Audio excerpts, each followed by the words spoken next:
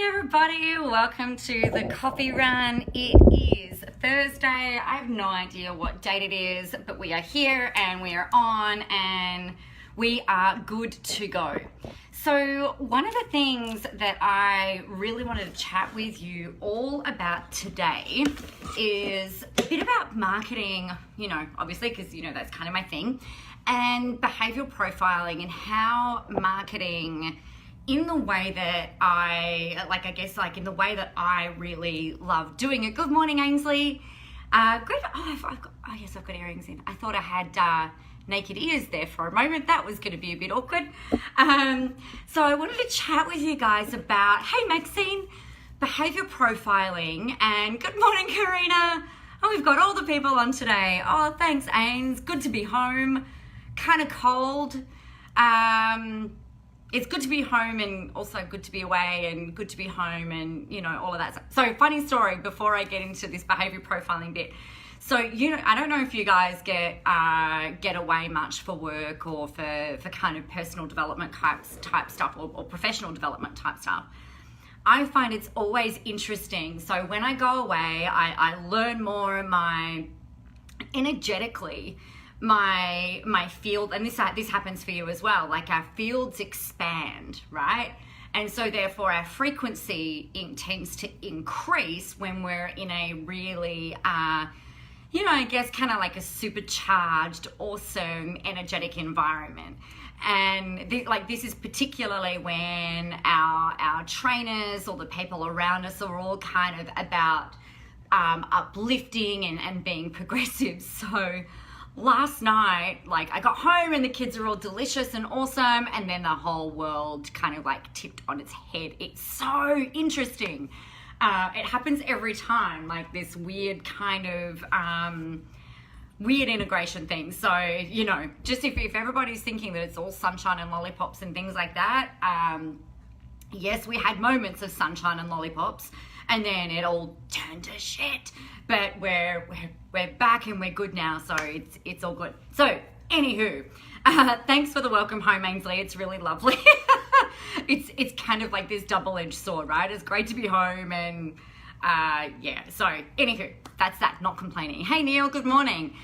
So, behavioral profiling and marketing and how this all kind of ties in. So, I think the easiest way for me to kind of explain this is all about, is explaining, I guess, the process. One of the processes that I learned when it comes to behavioral profiling quite a few years ago. So some of you might be familiar with the DISC behavior profiling model. So DISC is D-I-S-C. And it's broken down into it's broken down into the four main categories. So D is dominant, I is kind of like influencer, S is for safety, kind of security driven people, and C is for compliance. So the way that I relate to this, and I apologize for the for the mirroring that's about to occur. So we've got DISC, so dominant, influencer, safety, security, compliance.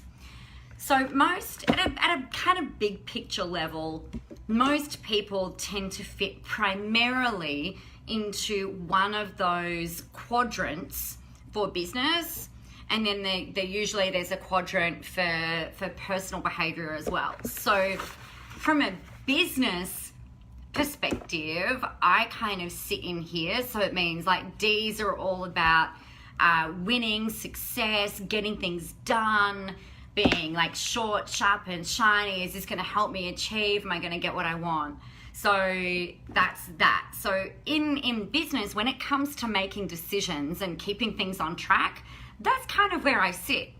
But take me out of business and put me in a natural kind of setting where I'm not managing people or anything like that. I'm all I love being around people. I'm like, oh, where's the party at? What are we doing? Let's go have some fun. Making sure that everybody's kind of included and stuff like that.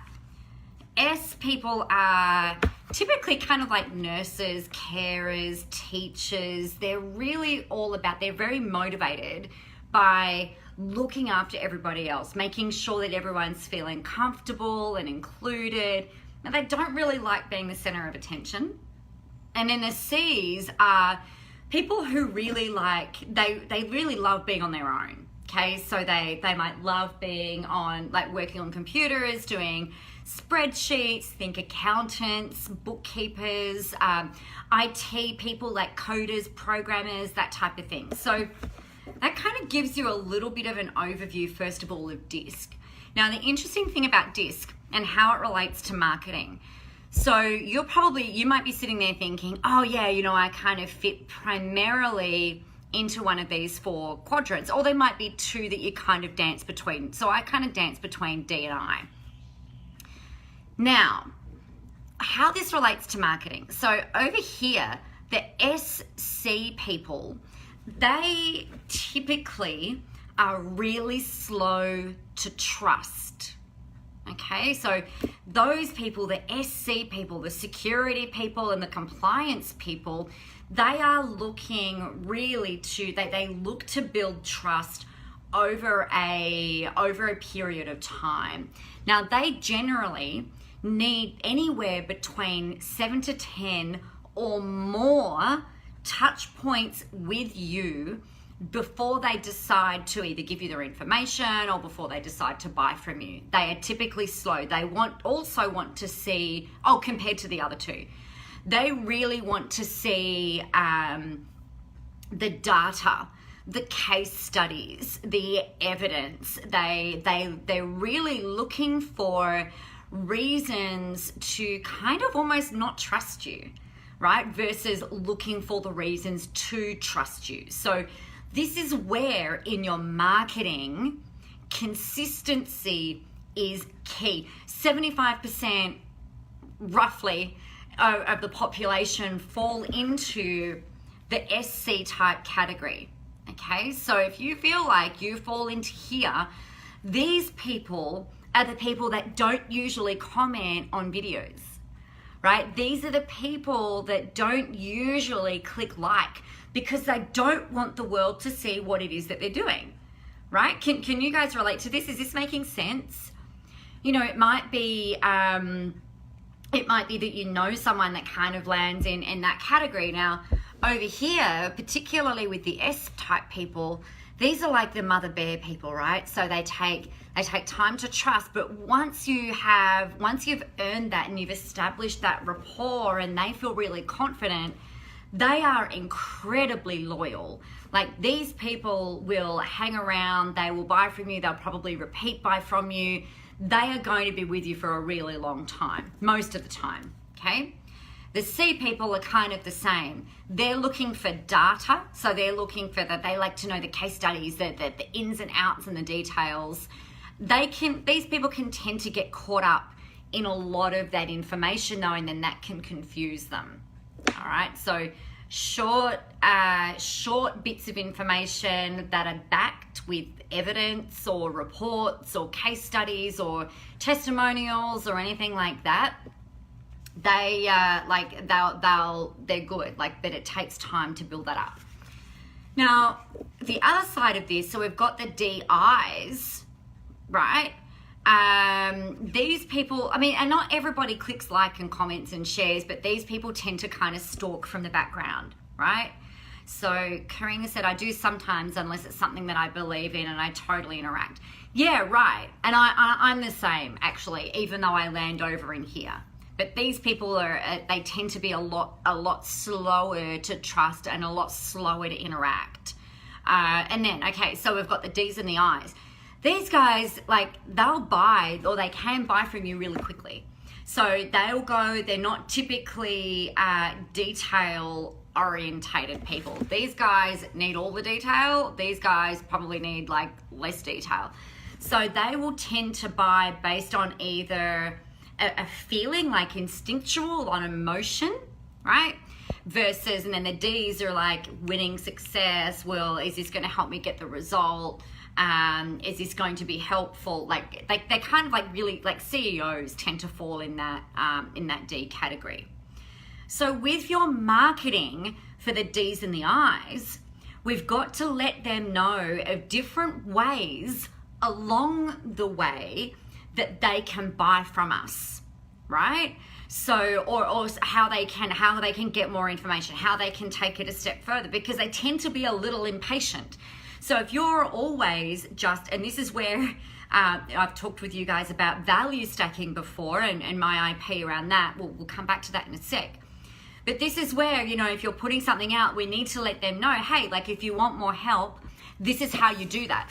Because if they're just sitting there, like if they're watching you and they don't know how to take the next step, they will look to someone else to take the next step with, right? Which means that you've gone and done all of that hard work just to kind of pave the way for the next person. Are you with me? And is this kind of making some sense with perhaps what you've seen play out in social media, or perhaps even with your own marketing? Let me know. So this is why what we want to do is we really need to tailor our marketing strategy around the S's and the C's. Because if we're looking at building value, building trust, building rapport, sharing testimonials, sharing case studies, really demonstrating your expertise and like the things that you know along the way, these guys will pick up on that, right? That these are the people that we really want to be focusing on. Yeah, so this is why it's also for these people why you need to have multiple channels so that they can like research you.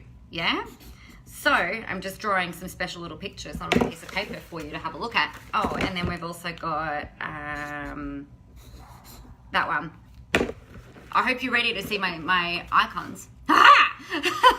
So this is why, like for the S's and the C's, they might find you on Facebook, but they're also going to want to have a look at you perhaps on Instagram or on LinkedIn. They might also go over to your website. We also want to be collecting their information in the form of adding value, offering them more free training and extensions and things like that, and emailing them, because it helps to build consistency. They see that your message is the same or similar and consistent no matter where they come across you, no matter where they find you. Okay. So what happens then is that if you've got those pieces playing out, those D's and I's, so the people that buy fast, and then the people that are saying like, yeah, like what do we need to do? Let's go. They can pick up on your message really fast. They can see how to buy or get more information from you. They'll take action quickly, generally, if they feel like they're connected, if they feel like the rapport is there as well. Okay, so if we're thinking about tailoring everything to this, then these guys can kind of come along for the ride. So our hard work is done. Versus if all we're ever doing is trying to talk to these people, then these little guys over here, which is the majority of the population, these kind of get left over there and don't know how to, they just energetically and consciously a lot of the time, they don't know why they should keep listening, because all you're trying to do is enroll, right? Which is what you'd be doing over here. So that's how and why I talk about marketing in the way that I do. It's why I tell you guys it's about, you know, really being consistent, having an overarching consistent message to make sure that no matter where people are stalking you, I mean finding you, that things are consistent along the way with everything that you're putting out there. All right? Awesome. So if you've got any questions, please let me know. If you found this helpful, please let me know. And I'm really grateful that you guys have all come out and hang out with me today on my first proper day back in the land of Oz after being in America for the last week.